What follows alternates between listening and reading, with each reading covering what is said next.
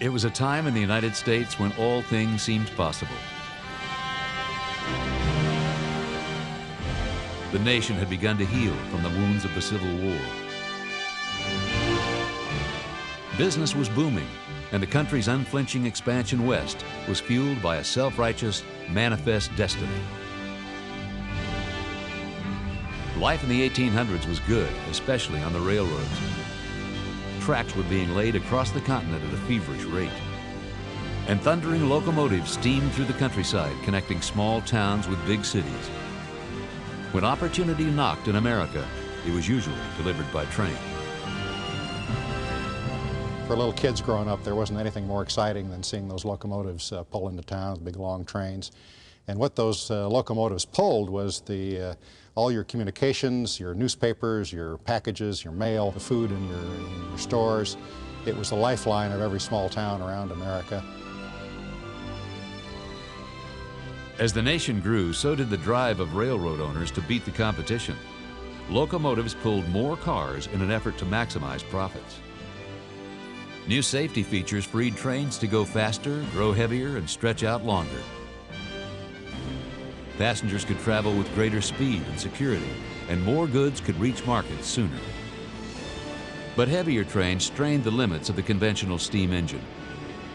Crews could only coax so much power from the boiler before it could no longer handle the task.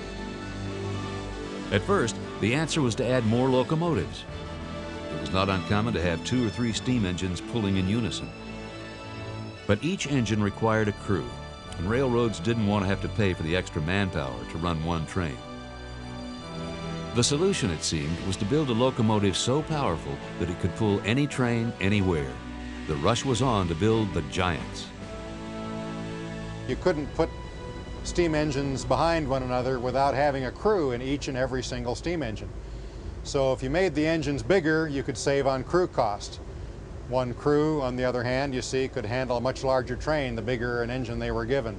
So labor cost was driving this whole equation of bigger locomotives. One by one, locomotive manufacturers began to build larger engines. The first giants were simply expanded versions of their 8-wheeled cousins. Big locomotives like the 282 Mikados took on the tough task of pulling heavy trains solo. The increased power and speed pleased railroad owners, and operating a giant became one of the top assignments on the rigs. That profession back in the steam age was a profession based not just on seniority but on merit, and you didn't give these big engines to anything less than what we'd call them the fighter pilots of their age. That was the quality of skill. The individual arts of handling the throttle and the brakes really had to be done with very special skill. Being the engineer or fireman aboard a steam giant may have seemed like glamorous work to the train-riding public, but in reality, it was a dirty, difficult, and dangerous job. Arthur Swan Jr. worked on the railroad for 35 years. Much of his time was spent in the locomotive cabs of the Norfolk and Western Railway, which operated some of the greatest steam giants. The engines would shake and rock, and stuff would fall down from underneath the cowling, and cinders would come down on top of the boiler head. You couldn't hear yourself think, or when you blew the whistle, you couldn't hear yourself talk. People don't realize how dirty it is, but it's a life that's well spent. Operating the big engines brought prestige to the men who sat at their controls. In the early days of the steam giants, locomotive crews were king. These guys had a swagger in their step, and they knew what they were about. And I like to say these gentlemen held the presidents of the railroad in their glove, because of all the unions, the ones that were most respected by management were the ones of those that ran the locomotives and ran the trains. The engineers, the firemen, conductors, brakemen, because you didn't replace those gentlemen overnight. When an average steam locomotive chugged into town, it always drew attention. When a giant arrived, it demanded to be noticed. There was no escaping the deafening roar. The air filled with billowing clouds of steam, and the ground trembled under the approaching wave. Compared to their less voracious and smaller counterparts, the early giants would often consume double the amount of fuel and water. Their arrival in any town was an awe-inspiring sight. They were just tremendous achievements. They were literally the high-tech of their day. Hank Kenzel was a fireman on the Norfolk and Western. His experience as a child watching giants roll past his home left an indelible memory that influenced his decision to work on the rails. My father was a railroader, and consequently I was raised as a railroad child, kind of like an army brat. And we lived in the coal fields next to the railroad tracks. There was no other place to live, either on the riverbank or the railroad tracks. And I watched the Norfolk and Western freight trains, the big engines in those days. Consequently, when I was old enough to go out on my own, I tried several things, but railroading was too much in the blood, and I had to get with it.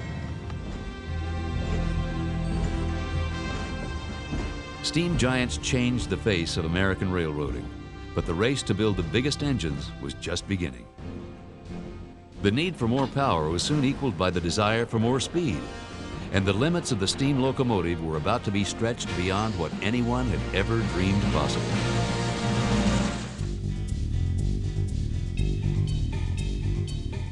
As the nation continued its unbridled growth into the 20th century, the demands on the railroads to transport people and freight increased dramatically.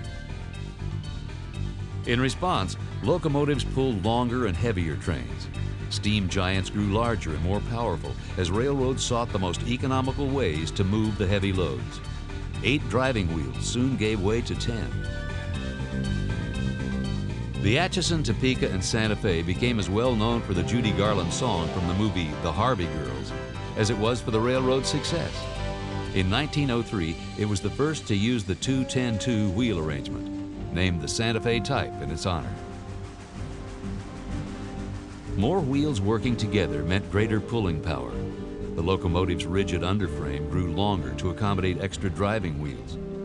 But this created a problem getting around sharp curves. In Europe, a Frenchman named Anatole Malet engineered a solution. Malet was an industrious young man with a degree from Paris's prestigious École Centrale School of Art and Manufacturing. Shortly after graduating in 1858, he joined forces with fellow schoolmate and noted structural engineer Gustave Eiffel. Together, they built a great railway bridge in the Bordeaux region of France. The successful completion of the bridge served as Malet's introduction to railroading. Some 30 years later, in 1889, when Eiffel's Tower in Paris was dedicated, Malet solved the problem of the rigid frame. He hinged locomotives, or articulated the frame in the middle. He placed driving wheels and cylinders on each half. This allowed the two halves to work independently.